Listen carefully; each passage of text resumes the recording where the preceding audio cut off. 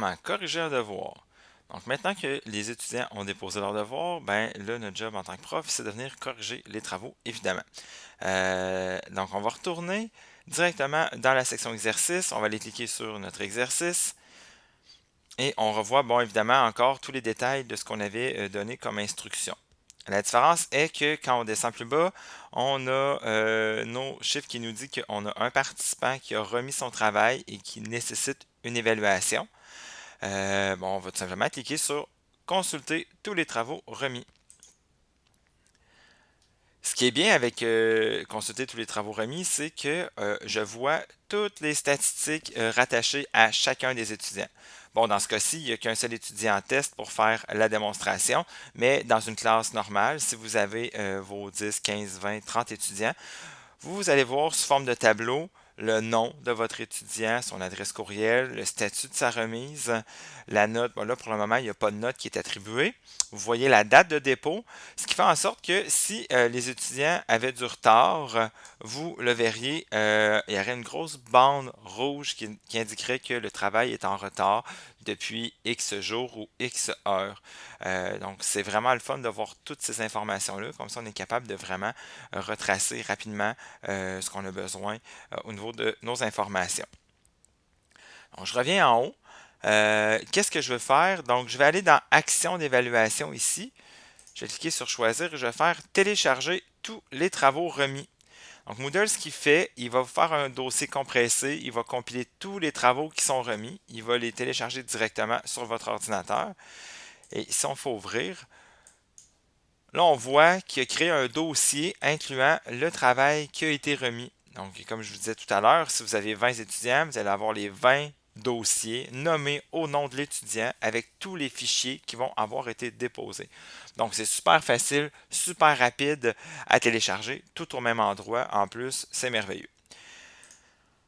Donc, une fois que j'ai téléchargé, que j'ai corrigé le travail, si je veux donner des commentaires à l'étudiant, puis si je veux lui donner une note, je peux donner une note directement sur Moodle. La note qui est ici, ben, c'est la note qui était paramétrée dans les détails du devoir quand on a créé le devoir. On peut toujours aller la changer si vous n'avez pas encore inscrit de note. Je vous rappelle que les notes sur Moodle ne sont pas les notes officielles à remettre au collège. Il faut toujours aller remettre les notes directement sur Léa dans Omnivox. Mais si vous voulez mettre un commentaire à l'étudiant, vous voulez rattacher la note directement avec le commentaire, ben vous pouvez quand même la mettre ici sans problème. Donc on clique sur Notes. On a une nouvelle interface qui apparaît au niveau des notes. Je peux venir mettre une note, donc dans ce cas-ci, exemple 95 sur 100. Je peux mettre un commentaire, indiquer ici beau travail, parce que j'ai un feedback par commentaire. Excusez-moi les termes anglais, mais c'est les termes utilisés par Moodle, donc un feedback par commentaire. Et tout au bas de l'écran, je peux notifier les étudiants. Donc, quand je fais en fait, c'est important, il faut que j'enregistre ma note, mon commentaire. Et puis, quand la coche notifier les étudiants est cochée, eux, ils reçoivent un courriel leur indiquant qu'ils ont une nouvelle note. En plus, alors, il y a un lien cliquable qui les amène directement au bon endroit. Donc, pour eux, c'est facile de se retrouver à savoir quelle note que je viens de recevoir, puis où est mon commentaire. Si vous avez plusieurs étudiants à évaluer en même temps, vous faites enregistrer et afficher la suite. Donc, vous allez pouvoir naviguer d'un étudiant à l'autre, comme vous pourriez le faire ici avec les flèches en haut à droite. Bon, dans ce cas-ci, il n'y a qu'un seul étudiant. Donc, on va faire enregistrer et afficher la suite. Il va me ramener au même endroit, là, puisqu'il y en a juste un.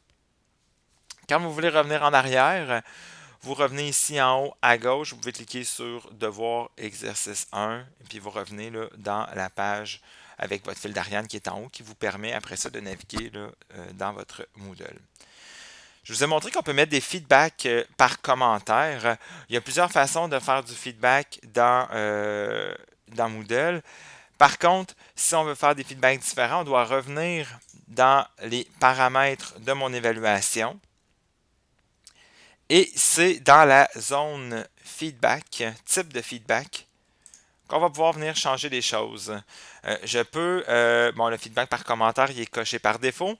Je peux faire des annotations PDF. Je peux faire un formulaire d'évaluation hors ligne. Ça, on ne le verra pas. Par contre, on peut faire un dépôt de type fichier de feedback. On va aller voir qu'est-ce que ça a l'air maintenant si je retourne dans mon évaluation. Je vais aller consulter tous les travaux remis. J'aurais pu cliquer sur Notes directement. L'interface, elle a un petit peu changé. Puisque j'ai demandé à mes paramètres de pouvoir faire un feedback par commentaire, j'ai une petite fenêtre ici d'annotation qui me permet là, de voir directement en format PDF. Ça fonctionne uniquement qu'avec les PDF vu qu'on parle d'annotation PDF. Donc, si vous voulez faire un commentaire directement sur le document, vous pouvez prendre un crayon, vous pouvez annoter, vous pouvez mettre en marqueur des choses, comme on peut le faire dans d'autres logiciels d'édition de PDF. Donc, ça, c'est vraiment super. Par contre, je le rappelle, ça fonctionne que sur des PDF. Ça ne fonctionne pas sur des Word, ça ne fonctionne pas sur les autres types de fichiers.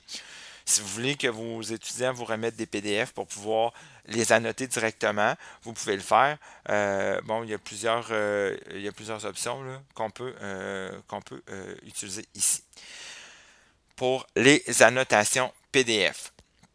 Si par contre vous avez téléchargé le document Word pour faire une correction d'un examen ou pour faire la correction d'une composition de français ou quoi que ce soit, vous pouvez, une fois que vous l'avez corrigé, venir redéposer dans le fichier de feedback. Vous pouvez tout simplement aller ici et puis on va aller chercher un fichier. Donc, je vais aller chercher un fichier que je vais aller déposer comme correction. Juste un petit instant ici.